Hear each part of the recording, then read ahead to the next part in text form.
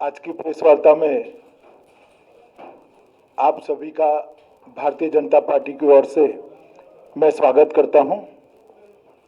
सबसे पहले मैं हैदराबाद शहर की जनता का हृदय से धन्यवाद करना चाहता हूं, क्योंकि आज जिस प्रकार का स्वागत हैदराबाद के रोड पर मैंने देखा है, शायद ही मैंने तेलंगाना में, हैदराबाद में, अन्य हिस्सों में भी इस प्रकार का स्वागत देखा है। जिस गर्मजोशी के साथ हैदराबाद की जनता ने भारतीय जनता पार्टी के नेताओं का स्वागत किया है और अपना समर्थन इस चुनाव में मोदी जी के नेतृत्व पर, हमारे प्रदेश नेतृत्व पर और भारतीय जनता पार्टी के लिए जताया है, इसलिए मैं हैदराबाद की जनता का हृदय से धन्यवाद करना चाहता हूं। पूरे रोड पर जहां पर भी गए, 1 इंच भी जगह खाली नहीं दिखाई पड़ती थी और मुझे भरोसा है रोड शो को देखकर कि इस बार भारतीय जनता पार्टी सीट बढ़ाने के लिए, संगठन बढ़ाने के लिए नहीं लड़ रही है। इस बार चुनाव के बाद हैदराबाद में मेयर भारतीय जनता पार्टी का होगा, ये हैदराबाद की जनता ने स्पष्ट कर दिया है। मित्रों, हैदराबाद के अंदर विश्व भर के आईटी हब बनने की सभी संभावनाएं पड़ी हुई हैं, मगर आईटी हब तब बनता है जब इसके अनुरूप इंफ्रास्ट्रक्चर यहां पर बने, और इंफ्रास्ट्रक्चर, शहर का इंफ्रास्ट्रक्चर, अर्बन इंफ्रास्ट्रक्चर बनाने का जिम्मा म्युनिसिपल कॉरपोरेशन का होता है। हालांकि केंद्र सरकार और राज्य सरकार की अनेक प्रकार की ग्रांटें मिलती हैं, मगर इसका इंप्लीमेंटेशन ये शहर के शासन के हाथ में, म्युनिसिपल कॉरपोरेशन के हाथ में होता है। और मुझे कहने में कोई संकोच नहीं है कि जिस प्रकार का कॉरपोरेशन यहाँ टीआरएस और मजलिस के नेतृत्व में चला है, वो हैदराबाद को आईटी हब बनने के लिए, विश्व का आईटी हब बनने के सबसे बड़ा रोड़ा है। अभी ही बारिश में पानी भर गया, लगभग 7 लाख लोगों के घर में परेशान हो गए, पानी भर गया। 6 साल से स्टॉर्म वाटर की एक भी लाइन, इसका सिल्टिंग नहीं हटाया गया, नालों का सिल्टिंग नहीं हटाया गया। पानी नहीं भरेगा तो क्या होगा? मजलिस साथीदार है, मजलिस के इशारों पर अवैध कंस्ट्रक्शन चलते हैं, एपीसमेंट होता है। इसके कारण पानी की निकासी के मार्ग के अंदर अवैध कंस्ट्रक्शन जो हुए हैं, उसने भी पानी भरने में, जमाव होने में बहुत बड़ी भूमिका निभाई है। मैं हैदराबाद की जनता को विश्वास दिलाना चाहता हूं कि एक बार आप भारतीय जनता पार्टी को यहां मौका दीजिए। हम सारे इलीगल कंस्ट्रक्शन जो पानी की निकास के मार्ग में है, उसको हटाकर कभी भी हैदराबाद के अंदर पानी भरे ऐसी स्थिति नहीं लाने देंगे। मैं आज ये प्रेस वार्ता में ये भी पूछना चाहता हूं कि जब पानी भर गया तब श्रीमान केसीआर कहां थे? उनके निवास के सामने की कॉलोनियों में भी पानी भरा। हम भी मीडिया को ध्यान से देखते हैं, कहीं पर भी मुख्यमंत्री ने ना कोई दौरा किया, ना कॉरपोरेशन की बैठक की, ना विधायकों के साथ घूमते दिखे, ना स्थानीय सांसदों के साथ घूमते दिखे। जब हैदराबाद की जनता इतनी बड़ी मुसीबत में थी, तब मुख्यमंत्री कहां थे? ओवैसी कहां थे? हैदराबाद की जनता के मन में ये बहुत बड़ा सवाल है, जिसका जवाब उनको देना पड़ेगा। मित्रों, हम वादा करते हैं कि गुड गवर्नेंस को हम हैदराबाद के अंदर जमीन पर उतारेंगे और हैदराबाद को विश्व का आईटी हब बनाने की दिशा में सभी अनुरूप कदम उठाए जाएंगे। और ये भारतीय जनता पार्टी का वादा है। मोदी जी जो कहते हैं वो करते हैं, हम जो कहते हैं वो होता है। चाहे 2014 का हमारा घोषणा पत्र हो या 2019 का घोषणा पत्र हो, हमने सारे वादों पर अमल किया है। मैं हैदराबाद की जनता को 5 साल पहले एक घोषणा पत्र टीआरएस ने भी दिया था, जिसको प्रचिन्न आशीर्वाद मजलिस के भी थे। मैं कुछ सवाल यहां पर छोड़कर जाना चाहता हूं। कल वोटिंग है, मेरी आशा है शाम को केसीआर जी इसके जवाब दें। एक तो आपने 100 दिन की योजना का वादा किया था, इसका हिसाब किताब हैदराबाद की जनता मांगती है। क्या हुआ? 100 दिन छोड़िए साहब, 5 साल पूरे हो गए। उसमें से कुछ भी करा हो तो हैदराबाद की जनता के सामने रखिए। एक सिटीजन चार्टर आप देने वाले थे, उसका क्या हुआ? सिटीजन चार्टर छोड़िए, इसका पहला पृष्ठ भी तैयार नहीं हुआ है अभी। और रोजमर्रा के काम के लिए, गटर की सफाई के लिए, रोड की सफाई के लिए, रोड की स्ट्रीट लाइट के लिए हैदराबाद की जनता धक्के खा रही है। 32,000 से ज्यादा नल कलेक्शन गरीब बस्तियों में देने थे। हमने हिसाब किताब लगाया, हमारे कार्यकर्ताओं ने 20% से ज्यादा आप नहीं दे पाए हो। कब दोगे? वादा तो 5 साल का था। गरीबों के लिए 1 लाख घर बनाने थे, 1100 से ज्यादा नहीं बना पाए, जबकि मोदी जी ने 1,35,000 गरीबों के घर के लिए तेलंगाना को पैसा मुहैया करा है, मगर आप इंप्लीमेंट नहीं कर पाते हो। आपके फार्म हाउस से बाहर निकलकर सचिवालय में आओगे तभी तो शायद कभी इंप्लीमेंटेशन होगा। भूसी नदी के साथ साथ 42 किलोमीटर का 6 लेन रोड बनाना था। मेरा सभी मीडिया वालों को निवेदन है कि आपकी वैन जरा भूसी नदी के किनारे किनारे घुमाकर वो 6 लेन का रोड हैदराबाद की जनता को एक बार दिखा दीजिए जरा।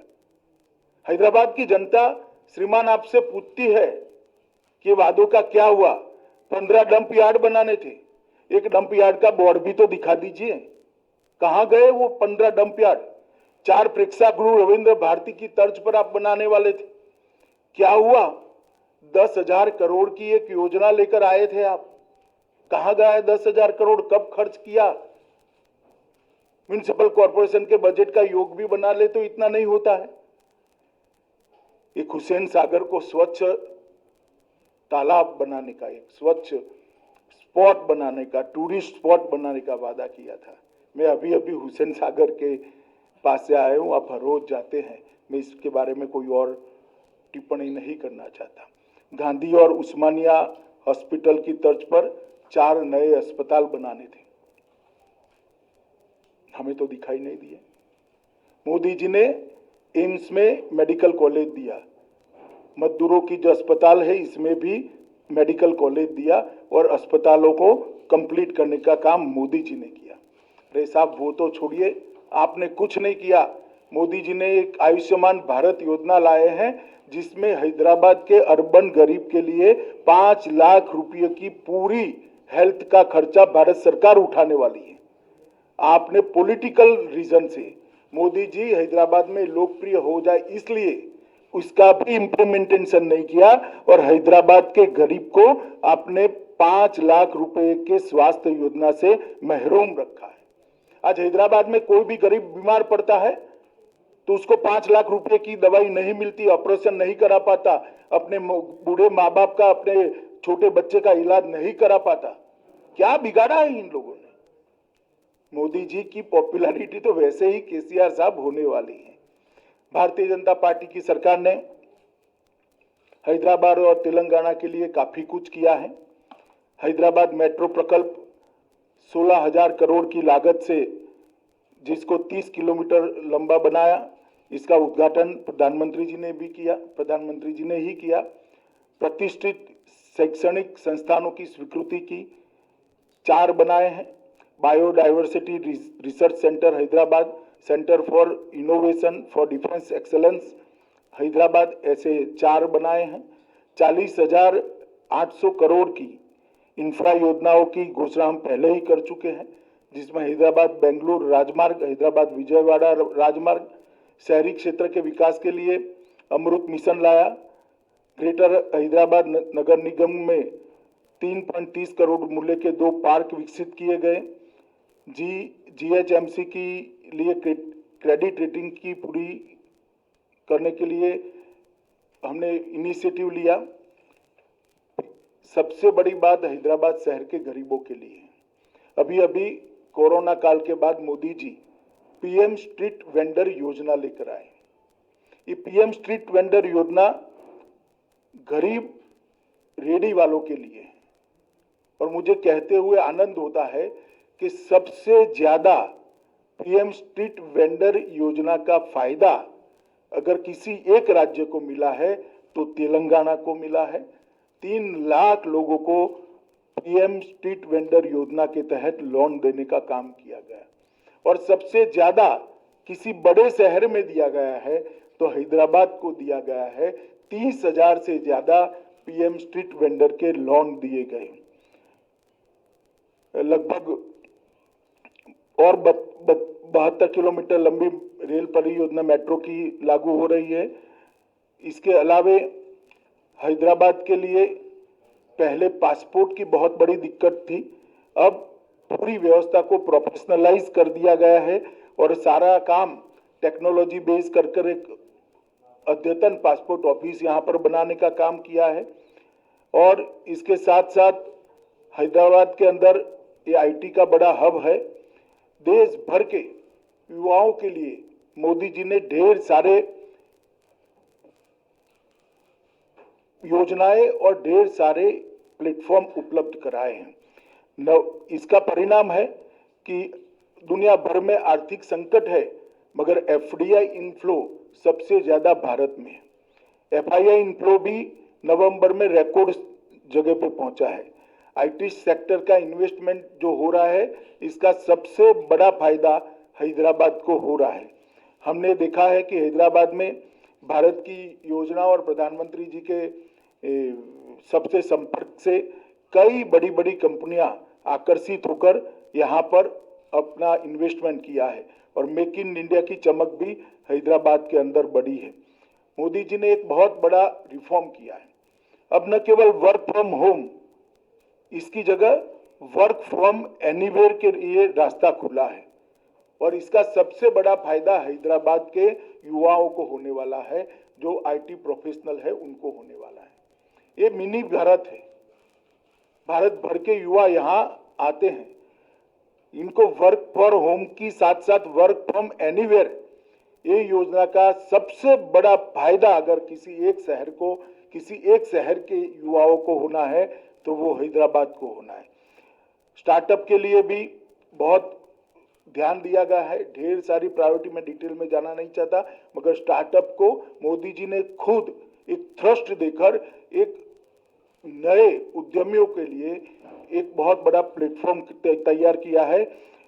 इसका भी सबसे बड़ा फायदा हैदराबाद को होने वाला है। स्टार्टअप्स के लिए व्यापार में आसानी हो इसके लिए एक नया बिजनेस फ्रेंडली इकोसिस्टम तैयार कर बहुत तेजी से इस पर आगे बढ़े हैं। ईज ऑफ डूइंग बिजनेस के अंदर भारत ने ग्लोबल रैंकिंग में बहुत बड़ी जंप लगाई है और इसके साथ साथ इनोवेशन इंडेक्स में भी हमारी रैंकिंग बहुत बेहतर हुई है। मित्रों, ये सबके कारण हैदराबाद जो मिनी भारत है, मिनी इंडिया है, इसके युवा प्रोफेशनल्स को बहुत उनके लिए क्षितिज बहुत बड़ी खुली है और इसका फायदा हो रहा है। मित्रों, मैं अंत में इतना ही कहना चाहता हूं कि मेरे साथ हमारे प्रदेश का नेतृत्व बैठा है। मैं आपको हैदराबाद की जनता को भरोसा दिलाना चाहता हूं कि हम हैदराबाद को नवाब निजाम कल्चर से मुक्त होकर एक मिनी इंडिया बने ऐसा शहर बनाने की दिशा में आगे बढ़ेंगे। निजाम कल्चर को त्याग कर एक आधुनिक शहर बने इस प्रकार का हम हैदराबाद को बनाएंगे। यहाँ किसी का अपीसमेंट नहीं होगा, किसी के साथ अन्याय भी नहीं होगा। इस प्रकार की नई कार्य संस्कृति का विकास हम यहाँ पर करेंगे। हम डायनेस्टी से डेमोक्रेसी की ओर जाना चाहते हैं। चाहे ओवैसी साहब की पार्टी हो, चाहे टीआरएस की पार्टी हो, हमें तो बहुत सवाल करती हैं। मगर मैं पूछना चाहता हूं कि इतने बड़े तेलंगाना में आपके परिवार के अलावे आपको कोई नहीं मिलता है जी? आपके बाद आपका परिवार ही क्यों आता रहता है और किसी में टैलेंट ही नहीं है? हम डायनेस्टी से डेमोक्रेसी की ओर देश के लोकतंत्र को ले जाना चाहते हैं, हैदराबाद और तेलंगाना को ले जाना, भ्रष्टाचार से पारदर्शिता की ओर ले जाना चाहते हैं। भ्रष्टाचार सारी सीमाएं लांघ गया। अपने अपने रहन सहन को देख लीजिए तो आपको मालूम पड़ेगा कि किस प्रकार का भ्रष्टाचार तेलंगाना की जनता ने सहन किया है। तुष्टीकरण से हम सम विकास की ओर जाना चाहते हैं। किसी का अपीसमेंट नहीं करेंगे, सबको बरोबर मौके मिलेंगे। और हैदराबाद की जनता का बहुत बड़ा हिस्सा जो अपमानित महसूस करता है अपने आप को, उनको हम भरोसा दिलाना चाहता है किसी की भी हिम्मत नहीं होगी आपको दोयम दर्जे के नागरिक बताने की। इस प्रकार का सम विकास का हम वातावरण करेंगे। बाढ़ से डूबे शहर को बाढ़ मुक्त शहर बनाना चाहते हैं। और मैं एक सवाल फिर से श्रीमान चंद्रशेखर राव जी से पूछना चाहता हूं, ये मजलिस के साथ आप जो समझौता करते हो, इसमें हमें कोई आपत्ति नहीं है, कोई आपत्ति नहीं, कर सकता है। लोकतंत्र में कोई भी व्यक्ति किसी के साथ भी जाता है, मगर गुप्त समझौता क्यों करते हो? इतनी हिम्मत क्यों नहीं है कि मजलिस के साथ खुलेआम सीट शेयरिंग कर कर लड़े? एक कमरे के अंदर इलू इलू कर कर आप सीटें बांटते हो। सार्वजनिक रूप से हैदराबाद की जनता के सामने अभी भी प्रचार में 1 घंटा बाकी कह दीजिए कि हाँ हमारा मजलिस के साथ समझौता है। क्यों हिम्मत नहीं है आपकी? इसका जवाब केसीआर और मजलिस दोनों ने होना चाहिए। और मित्रों, मैं मानता हूं कि आज सरदार पटेल के कारण ही ये हमारा तेलंगाना यहाँ से लेकर मराठावाड़ा तक और हैदराबाद भारत के साथ जुड़ा हुआ है। जिन्होंने उस वक्त पाकिस्तान में जाने की मुहिम चलाई थी, वो सभी संस्कृति से, ये निजाम संस्कृति से हम मुक्त कर कर एक विकसित शहर हैदराबाद को देना चाहते हैं। इसलिए मेरी हैदराबाद की जनता से करबद्ध निवेदन है कि एक मौका भारतीय जनता पार्टी को दीजिए। हम हैदराबाद को विश्व का आईटी हब बनने के लिए पूरे इंफ्रास्ट्रक्चर की तैयारी करेंगे और मोदी जी का आशीर्वाद है ही है तो हैदराबाद अपने आप आईटी हब बनेगा, इसको मुझे भरोसा है। मेरी बात समाप्त हुई। आप एक एक कर सवाल पूछ सकते हैं। यहाँ से कोई जो नाम बोलेंगे उसको करेंगे। जल्दबाजी मत करिए, सब सवालों के मैं जवाब दूंगा।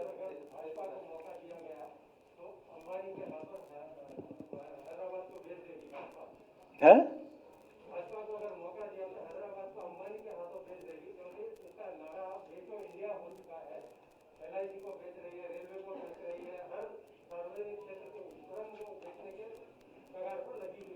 चलिए साहब, ये सबको इसका जवाब मालूम है। भारतीय जनता पार्टी कोई एक म्युनिसिपल कॉरपोरेशन में सत्ता में आने वाली पार्टी नहीं है। हमारा इस देश के 17 से ज्यादा राज्यों में शासन है, केंद्र में कई बार हम शासन में रहे हैं। हमें देश की जनता जानती है और बार बार वोट भी देती है। जो ये आरोप लगाते हैं उन्होंने आत्मचिंतन करना चाहिए कि उन्होंने क्या करा है। सर, ओवैसी ने कहा है कि अगर यहाँ पर इलीगल रोहिंग्या पाकिस्तानीज या बांग्लादेशीज रहते हैं तो होम मिनिस्टर अमित शाह क्या कर रहे हैं, कार्रवाई क्यों नहीं करते?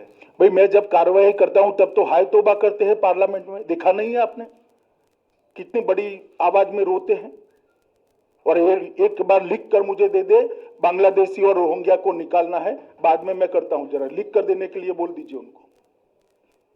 सिर्फ चुनाव में बात करने से नहीं होता है, जब निकालने के लिए पार्लियामेंट में बहस होती है, कौन इनका पक्ष लेता है देश की जनता जानती है, सबने लाइव टेलीविजन पर देखा है।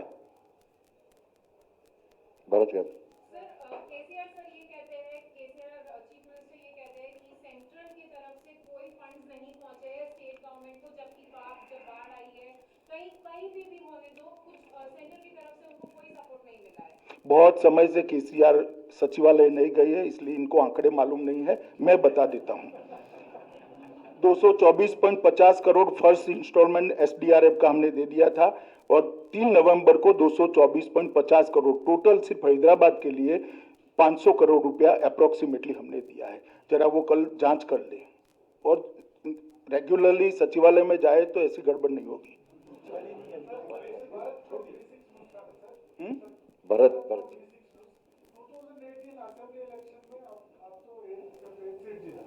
उसके बाद सिचुएशन में इंप्रूवमेंट हो गया। पार्लियामेंट इलेक्शन में 17 में 4 सीट जीता, उसके बाद दुब्बा का बाई इलेक्शन में जीता।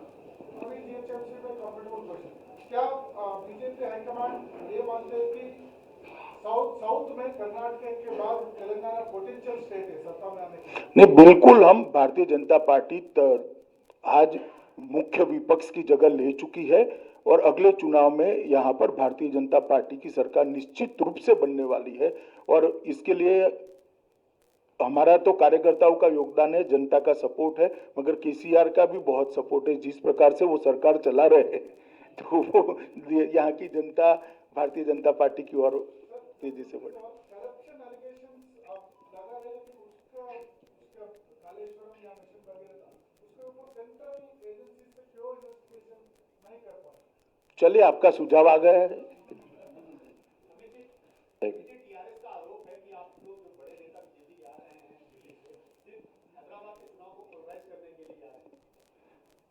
देखिए भैया, मैंने आपके 25 मिनट बात करी, पोलराइजेशन की क्या बात करी है?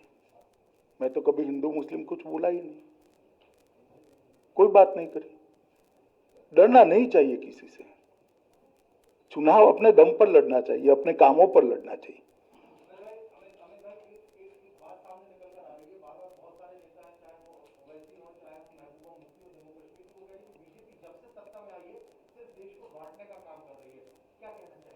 देश तो भैया 1947 में बटा था, उसके बाद बटा ही नहीं है। और किसने बांटा था आपको मालूम है? और बटता था तब तेलंगाना को कौन पाकिस्तान के साथ जोड़ने की बात करता था, वो भी आपको मालूम है। इसका जवाब पहले ओवैसी दे।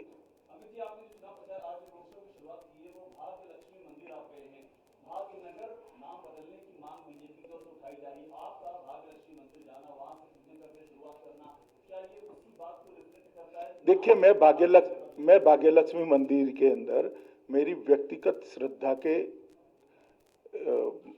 माँ के चरणों में रखने के लिए गया हूँ। इसके कोई गलत अर्थ न निकाले जाए।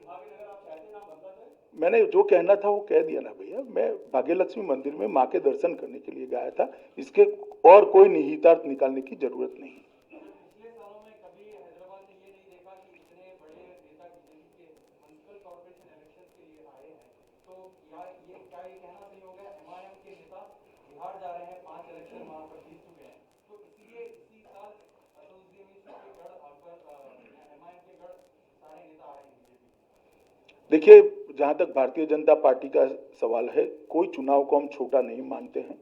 कई चुनावों के अंदर हमारे राष्ट्रीय नेतृत्व ने म्युनिसिपल कॉरपोरेशन के चुनाव में हिस्सा लिया है, और हमारे लिए जनता जहाँ मैंडेट देती है वहाँ हमारी आइडियोलॉजी का, हमारे डेवलपमेंट के एजेंडा का और मोदी जी के विजन का प्रचार करना ये हमारा अधिकार है। और हम हैदराबाद के चुनाव को छोटा नहीं मानते। जो लोग गली का चुनाव मानते हैं वो कम से कम गली साफ करना भूल गए हैं, इसलिए उनको थोड़ी प्रॉब्लम है। गली साफ कर दी होती तो इनको इतनी बड़ी प्रॉब्लम न होती। चलो, बहस नहीं कर सकते भैया। आपका जवाब आ गया भैया। अब एक ही पूछो आप।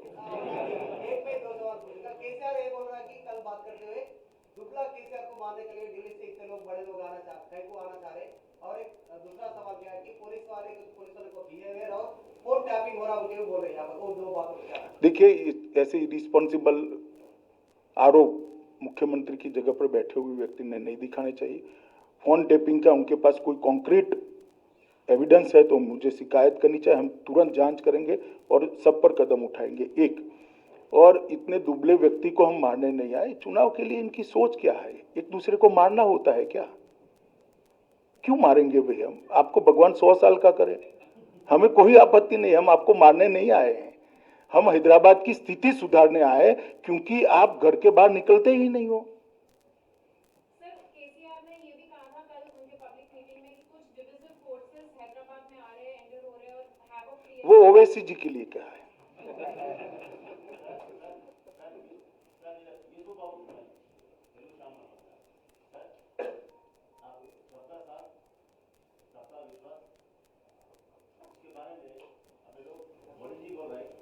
लेकिन यहाँ के लोग बड़े लोग बोल रहे हैं कि मुस्लिम हिंदू इसमें लेके आ रहे हैं। आप जम्मू कश्मीर में आपके साथ कई मुस्लिम आपके साथ आ रहे, कई शहीद हुए बोले, तो इसके लिए आप नहीं, मैं सवाल ही नहीं समझा। हाँ, तो सबका साथ सबका विकास है ही। हमने गैस, सुनिए ना, हमने गैस के सिलेंडर दिए, ना हिंदू देखा ना मुसलमान, सबके यहाँ गए। शौचालय दिया, ना हिंदू देखा ना मुसलमान, सबके यहाँ गए। बिजली का कनेक्शन दिया, ना हिंदू देखा ना मुसलमान, सबके यहाँ गए। ना क्रिश्चियन देखा ना सिख देखा। तो सबका साथ सबका विकास है ही। इसमें कहाँ दुविधा है?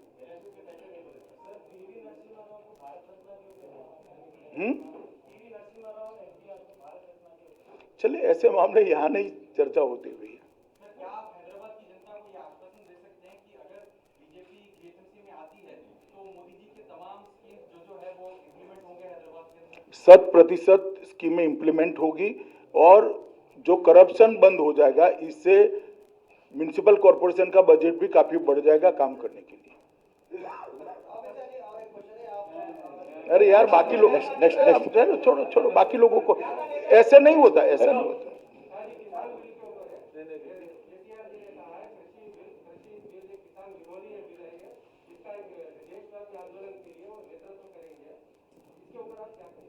नहीं, कोई डेमोक्रेसी में सबको अधिकार है, मगर मैं इतना स्पष्ट कहना चाहता हूं कि तीनों बिल जो है किसान रिफॉर्म्स है वो किसानों के भले के लिए है और बहुत समय के बाद किसान एक जकड़ी हुई व्यवस्था से बाहर आने वाला है।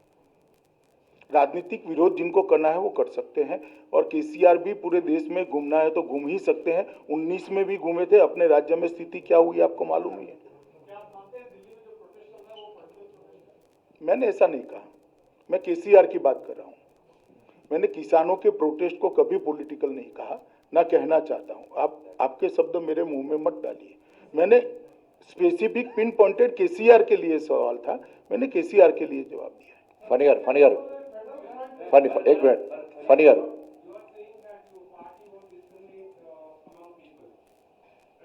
You are saying that your party or your government won't discriminate among people of different sections.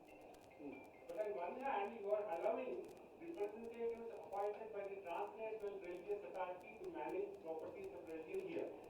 On the other hand, you have taken over the property, 50 properties of 52 temples in Uttarakhand and made chief minister at the board table. Don't you think this is discrimination? नहीं, ऐसा नहीं है। ये सार्वजनिक trust बना है उत्तराखंड सरकार ने और इसमें अंत में तो थोड़ा स्टेबल होने के बाद जनता के प्रतिनिधि ही आने वाले हैं। हाँ, पूछिए। One thing, according to one law, one personal law, the rights of women in the properties of husband are denied. But in case of other personal law, a woman, despite being changed to another religion, she is allowed to take the property. These are the two different yardsticks being implemented in this country. Particularly, this is affected to women of Hindu, Buddhist, Sikh and Jain religion. How do you look at that? देखिए, ऐसी कोई discrepancy है तो उसको जिन्होंने कानून लाया वो जरूर देखेंगे और कोर्ट भी देखेगी। आप क्या पूछ रहे हैं? एक सेकंड भाई, एक second. Hyderabad in December 2nd week against the public sector enterprises privatization. देखिए, केसीआर हमेशा ऐसे काम ऐसा करने का बहुत प्रयास किया। 19 में भी आपको याद होगा एक विमान किराए पर रखा था और लगभग 16 राज्य में गए थे, सीटें आधी हो गई यहाँ। ऐसी कॉन्फ्रेंस ममता जी ने भी करी थी वहां पर, याद होगा कलकत्ता में, सीटें उनकी भी आधी हो गई। अब आधी बची है, इसका क्या होगा वो देखो आगे। चलिए, सबका धन्यवाद, बहुत बहुत धन्यवाद।